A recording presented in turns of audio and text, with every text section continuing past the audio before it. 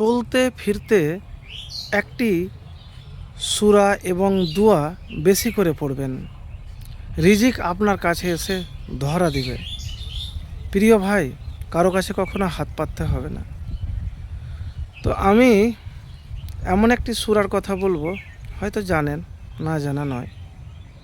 তো রিজিক বৃদ্ধির আমল কি প্রথমে আপনাকে বলবো। রিজিক বৃদ্ধি ইসলামে রিজিক বৃদ্ধির জন্য তওবা, ইস্তেগফার, তাকওয়া, আল্লাহর ওপর ভরসা, তাওয়াক্কুল, আত্মীয়তার সম্পর্ক বজায় রাখা, সাদকা করা, নিয়মিত চাস্ত বা অন্যান্য নামাজ পড়ার আমল অপরিহার্য।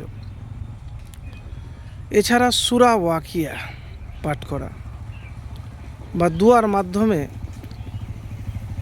অকল্পনীয় রিজিক ও বরকত লাভ করা সম্ভব। তো আমি এমন একটি দুয়ার কথা বলবো। তো তার আগে একটি জিনিস মনে করে রাখবেন যে আল্লাহর রহমত এবং দয়া থেকে কখনো নিরাশ হবেন না বা হতাশ হবেন না। তো চলতে ফিরতে কি করবেন? হাসবুন আল্লাহু ওয়া নি'মাল ওয়াকিল, হাসবুন আল্লাহু ওয়া নি'মাল ওয়াকিল, হাসবুন আল্লাহু ওয়া নি'মাল ওয়াকিল, এটি বেশি বেশি করে পড়বেন। আরেকটি কথা মনে করে রাখবেন, রিজিক নিয়ে কখনো দুশ্চিন্তা করবেন না যে আমার কপাল খারাপ, তার জন্যে আমার কোনো কিছু হলো না। এগুলি মনে মনে ভাববেন না। কেন মানুষ যেটা খারাপ মনোভাব করে, আপনি আল্লাহর ওপর সুধারণা রাখবেন, কুধারণা ত্যাগ করবেন। আর চলতে ফিরতে হাসবুন আল্লাহু ওয়া নি'মাল ওয়াকিল আর সূরা ইখলাস। দেখেন, রিজিক শুধু আমরা ভাবি যে টাকা পয়সা, শুধু রিজিক টাকা পয়সা নয়।